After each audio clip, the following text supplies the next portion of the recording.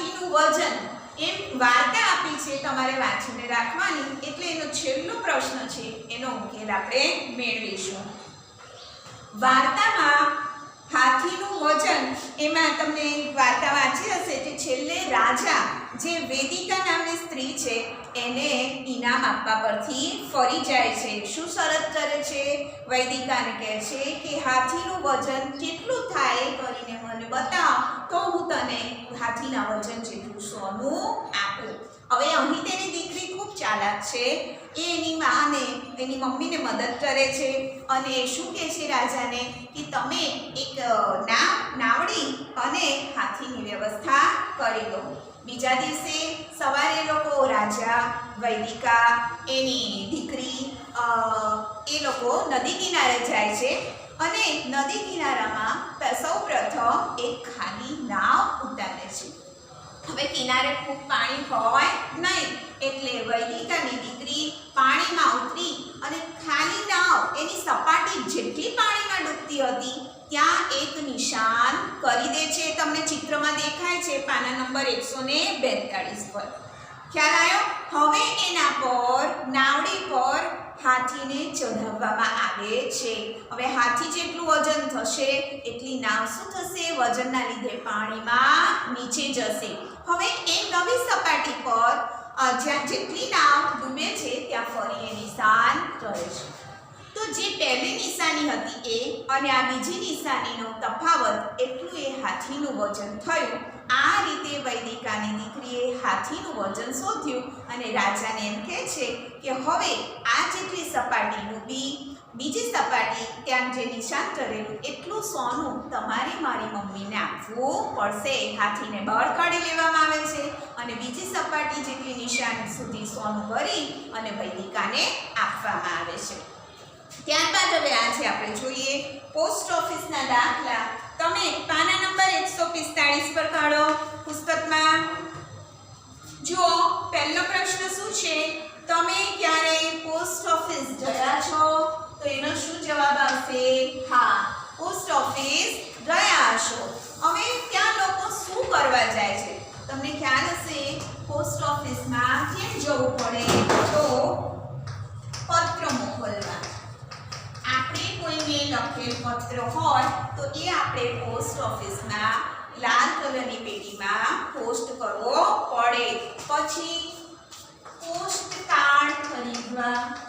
Stamp એટલે શું છે? ટિકિટ ખરીદવા. એના જેમ બીજું આવે છે આંતરદેશીય પત્ર, એ ખરીદવા. પછી કોઈને પાર્સલ, કોઈ વસ્તુ પેક કરીને મોકલવી હોય, આપણે બહારગામ મોકલવી હોય તો પાર્સલ મોકલવા પણ પોસ્ટ ઓફિસ જવું પડે. અને ત્યારબાદ જેમ બેંકમાં ખાતું ખોલાવાય એમ પોસ્ટમાં પણ ખાતું ખોલાવતા હોય એટલે પૈસાની લેવડ દેવડ અને બેન્કિંગ માટે પોસ્ટ ઓફિસ જવું પડે. ખ્યાલ આવ્યો? હવે તમને પૂછે છે કે ટપાલની કિંમત કેટલી? ટપાલની કિંમત 50 પૈસા, બરાબર. અને એના પછી આંતરદેશીય પત્ર જે આપણે વાળીને ફોલ્ડ કરીને પોસ્ટ કરવો પડે છે એની કિંમત ₹2.50. હવે એની નીચે છે તમને ટપાલનો દર આપ્યો છે. એક ટપાલની કિંમત 50 પૈસા, છાપેલી ટપાલની ₹6 એમ કરીને જે તમને વિગત આપી છે. જો તમે કોઈ પત્ર આપણે જ્યારે પોસ્ટ કરીએ તો એનું વજન વધે તો પોસ્ટ ઓફિસમાં વધુ ટિકિટ, વધુ રૂપિયાના સ્ટેમ્પ લગાવવા પડે છે. જો 20 ગ્રામ સુધીનું વજન થાય તો એનો દર કેટલો? ₹5 સુધીની ટિકિટ લગાડવાની. પણ જો પત્રનું વજન 20 ગ્રામથી વધે તો એ પ્રમાણેનો દર અલગ છે. પાર્સલ માટે પણ એવું છે. એ તમે વાંચીને ધ્યાન આપો અને એ વિગતો પરથી આપણે આપણે નીચેના સવાલના જવાબ આપવાના છે. પહેલો દાખલો શું છે? 50 ગ્રામ વજનવાળા પત્ર પર લગાડવાની ટિકિટ ખરીદવા કેટલા રૂપિયા ચૂકવશો?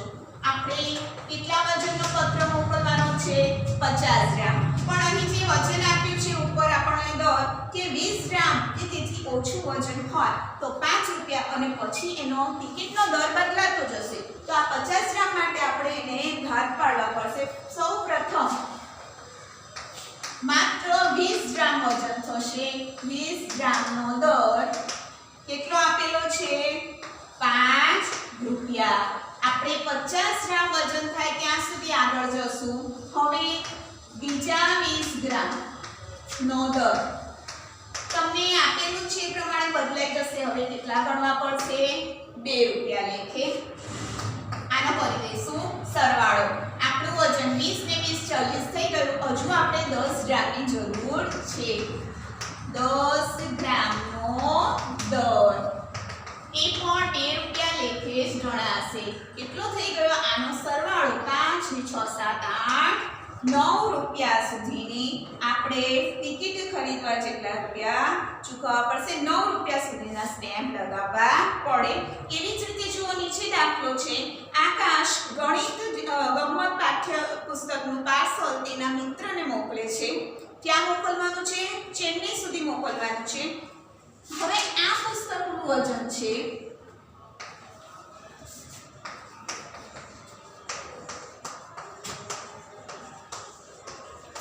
200 ગ્રામ છે. ખ્યાલ આવી ગયો? હવે પુસ્તક મોકલવું છે તો શેમાં મોકલવું પડે? એને પાર્સલ વ્યવસ્થિત પેક કરીને મોકલવું પડે. હવે આ જ્યારે પાર્સલ મોકલવું હોય તો એના વજનનો દર જુઓ. કઈ રીતે પોસ્ટ ઓફિસમાં ગણવામાં આવશે? એમાં પણ 50 ગ્રામ સુધીનું વજન હોય તો 5 રૂપિયા. પણ પછી જેમ જેમ તમારું વજન વધે તો એની ગણતરી વજન માટે અલગ થઈ જશે. તો આપણે એ પ્રમાણે ગણતરી કરીશું. એટલે કે આ 200 ગ્રામને આપણે ભાગ પાડી દેવા પડશે.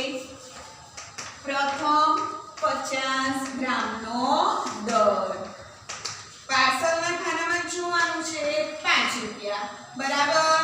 હવે આપણે બીજા 50 ગ્રામ નો દર હવે કેટલા રૂપિયા લેખે ગણાશે? 3 રૂપિયા. 50 ને 50 કેટલા થયા? 100.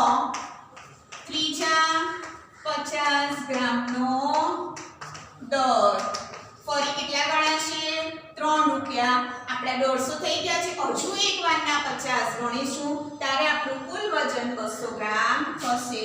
ચોથા 50 ગ્રામનો દર 3 રૂપિયા. ઓકે, આપણા ગ્રામનો સરવાળો 200 થઈ ગયો છે. પણ એના માટે લાગતા સ્ટેમ્પની તમે કિંમત ગણો. 5 ને 3 6 7 8 9 10 11 12 13 ને 14. કેટલો સરળ સરવાળો છે. તમારે થોડુંક સમજીને કરી દેવાનું. એટલે ત્યાં 14 રૂપિયા સુધીનો પાર્સલનો ખર્ચો થશે. એની પાછળ જુઓ ચિત્રમાં દર્શાવેલ વજન વાંચો અને મોકલવામાં આવેલ આ વજનના પાર્સલની કિંમત શોધો.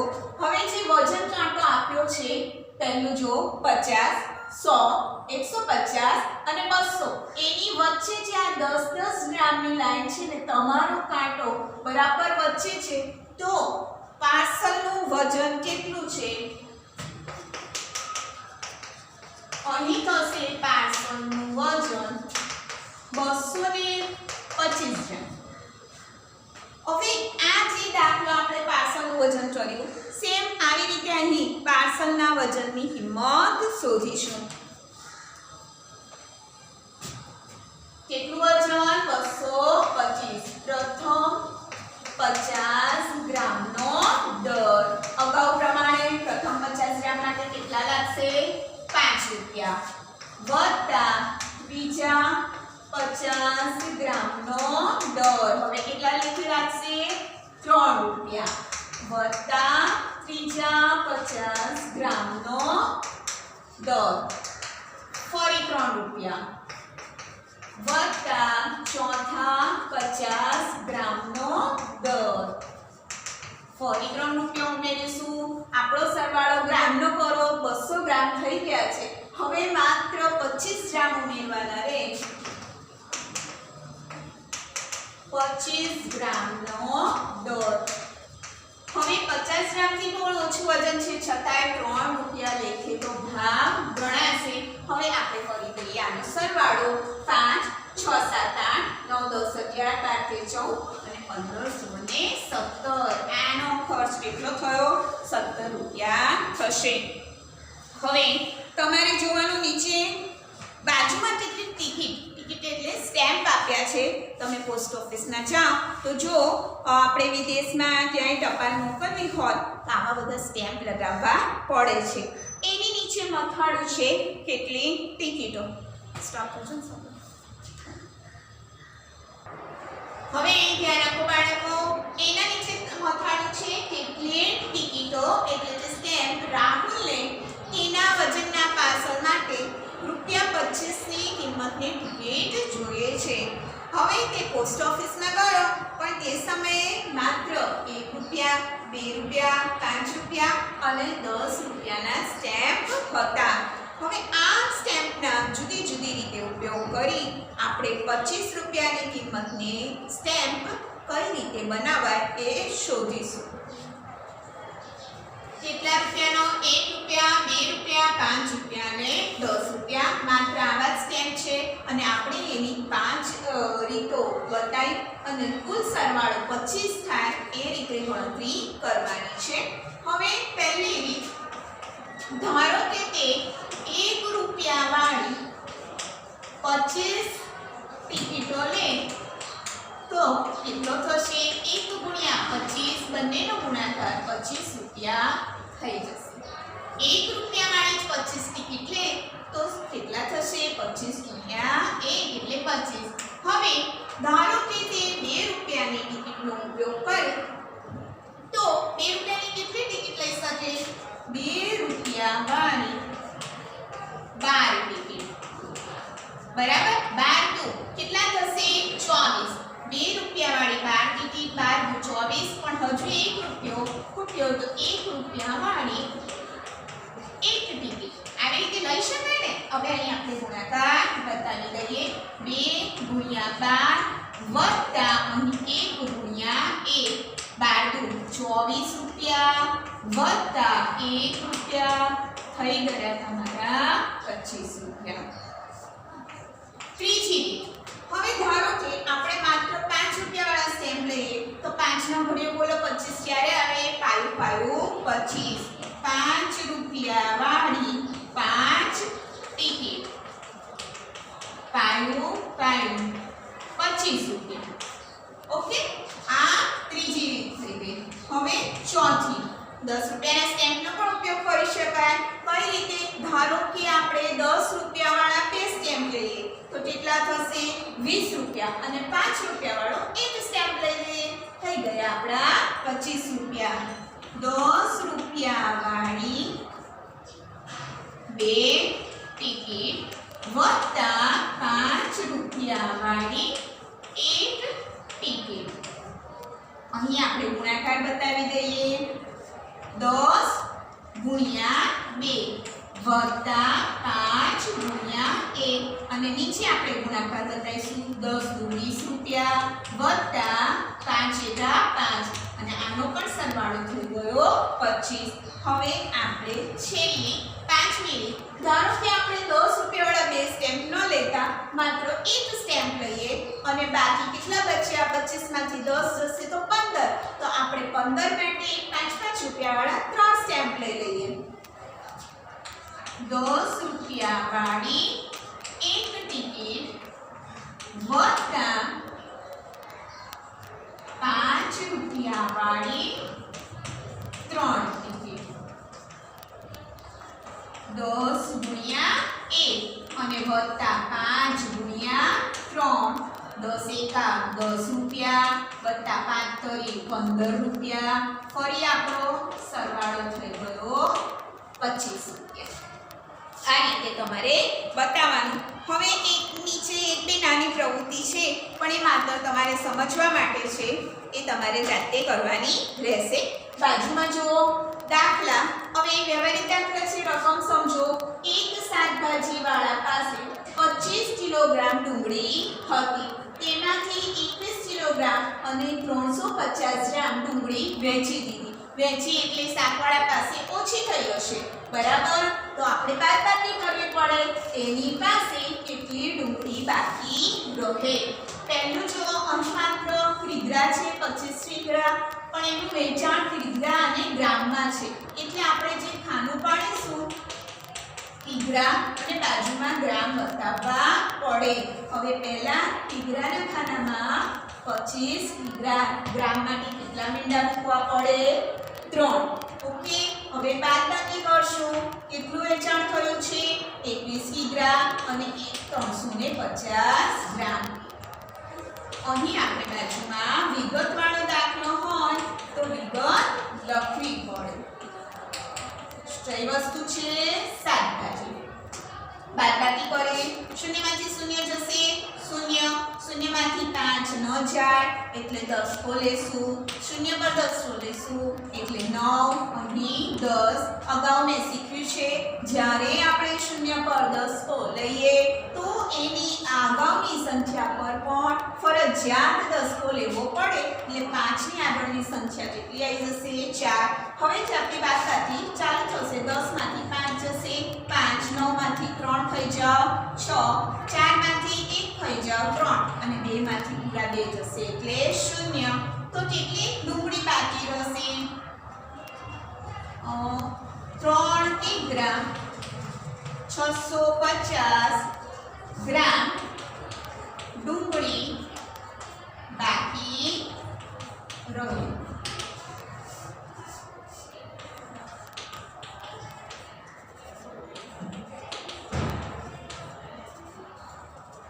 હવે બાજુમાં ધ્યાન આપો.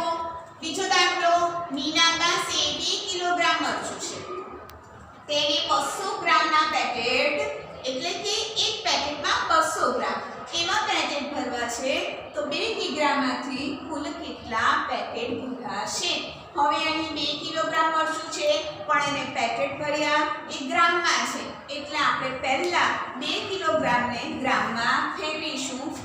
2 કિગ્રા એને ગ્રામમાં ફેરવવા કેટલા વડે ગુણીશું? 1000 વડે. તો 2 ગુણ્યા 1000 કેટલા થયા? 2000 ગ્રામ. 2 એકા 2 અને પાછળ 3 મીંડા ઉમેરી દઈશું. હવે આટલા 2000 ગ્રામમાંથી 200 ગ્રામના કેટલા પેકેટ ભરાય?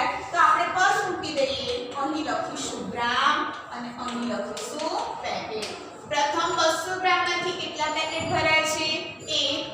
તો એવા કુલ 2000 ગ્રામમાંથી કેટલા પેકેટ ભરાશે? ક્રોસ ગુણાકાર 2000 ગુણ્યા 1 2000 અને જે બચી એ સંખ્યા ક્યાં જાય? છેદમાં. હવે આપણે ભાગાકાર કરીશું.